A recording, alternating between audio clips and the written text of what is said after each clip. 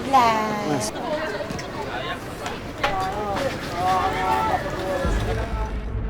Umuwi na lang kasi tayo ng Palawan.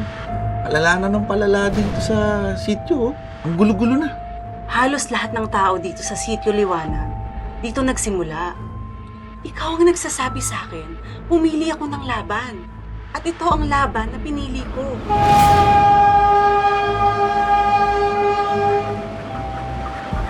Dito ka pinanganak, anak ka ng lugar na ito. At ikaw ang magmamana sa lupa ng pamilya mo. Ako sa tatay! Bigat! Ay, lumapit!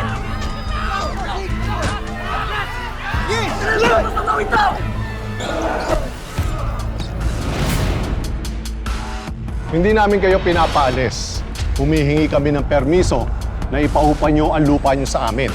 Ire-relocate namin kayo at magiging bahagi ng komunidad nyo na makinabang sa Golden Track City. Dugo at buhay ng mga ninuno natin ang nasa lupang ito. That land is a symbol of their oppression and victory laban sa mga sumakop sa kanila noon. You have a few weeks para kumbinsin sila Maying to sign the lease bago mag-pull out yung mga Chinese investors. May pagagawa ko sa'yo. Lason ang daratnan nila sa relocation site, kaya kami gustong patayin! Pakita nyo kung gaano kagulo ang lugar nyo. May nagbato sa bahay kanina. Mukhang re-restakan tayo ng no mercy. Ginagawa mo dito? Diba sabi mo ayaw mo ng gulo? Bibigyan ko lang si Sig para matigil na. Tahan nyo!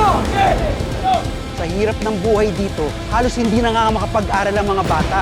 Kaya nauuwi na lang sila sa pagbabasag ulo. Hoy, huwag niyo namang lahatin ang mga kabataan dito sa amin.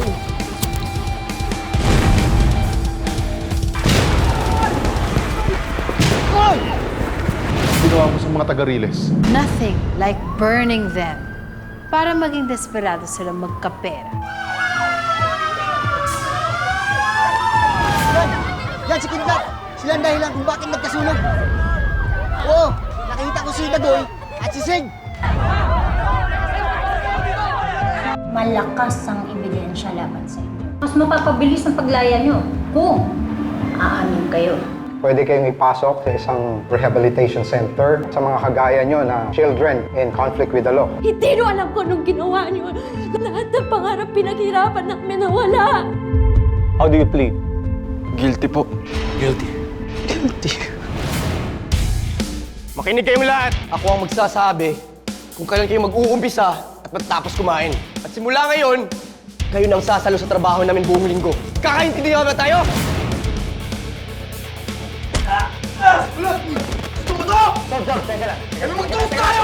Hindi ka man taga-Riles, iisa lang pinaglalaban natin lahat.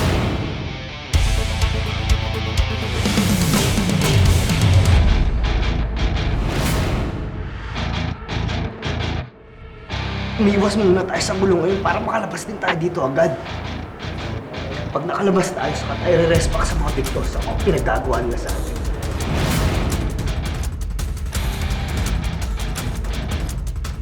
Hinahanap ako eh. Trinay kong i-hack yung computer system ng RV Realty. Kaso bago ko makita, nahuli ako. I think this place isn't too bad, bro. First time ko makakita ng ganung fight. Ginawa mo, intense, bro. If you don't mind, bro, maybe I can stay longer.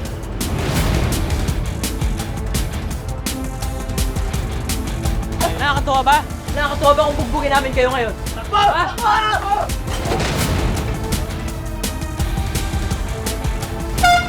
Uy, pagalit pa pangit! Isang prank mo mukha mo! Di ba mga downstairs? Ano? Titigil sa kakaiyak mo? Ha? Manap ka kaya ng katapat mo? May mga away naman talaga sa Boys Town. Hindi simpleng away yan. Rumble nang nangyayari dyan. Hindi na kaya ng mga staff mo yan. Kailangan natin ng isang ehemplo para maturuan at mabigyan ng disiplina ang mga bata. Ako si Bayani Salvacion, ang bagong physical trainer dito sa Boys Town. Lahat ng pinapagawa ko sa inyo dito, makakatulong sa inyo. Hindi lang sa pakikipaglaban, pati din sa buhay. niyo sasayangin yung oras para lusutan ng mga nagawa niyo. Pagsisihan niyo! Wala akong dapat pagsisihan kasi wala akong kasalanan. Hindi mo naiintindihan kung anong pinagdaanan ng mga ninuno ko para makuha tong lupa! Hindi lang to para sa akin, para rin to sa mga taga-Riles! Alam mo, nagdaan din ako sa pagkabinata. Kaya alam ko yung style mo eh. Ano? Pananagutan mo ba tong pagkakilig ng anak ko? Papa, nakakahiya. Let me make my statement clear. Ginagawa ko ito para sa ikaw unlad ng mga tao sa Riles. Mga butante mo, ni minsan, hindi sumagi sa isip ko na saktan sila.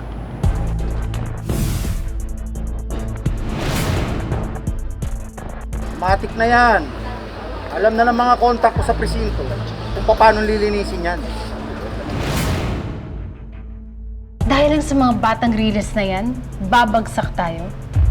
Kung alam ko lang, edi sana ako na lang nagpatahimik sa kanila. Lalo na sa kidlat na yan. Ginagawa ng alibugong anak ng Riles dito. Kung gusto niyo magpatayan, gawin niyo na. At gagaan pa yung buhay ko. Marami nang nakakasamang tao. Iba't ibang klaseng tao. At ang iba dyan, Let's go! talagang likas ang kasamaan. Kahit anong pag-aalaga at pag-aaruga mo sa kanila. Pero hindi mga batang yun. Isa na mapatunayan kaagad na wala silang kasalanan. Kasi kung magtatagal pa sila sa boys' town, baka mamaya lalo silang mapasama. Hoy mga sis! Ako ang dagwagin!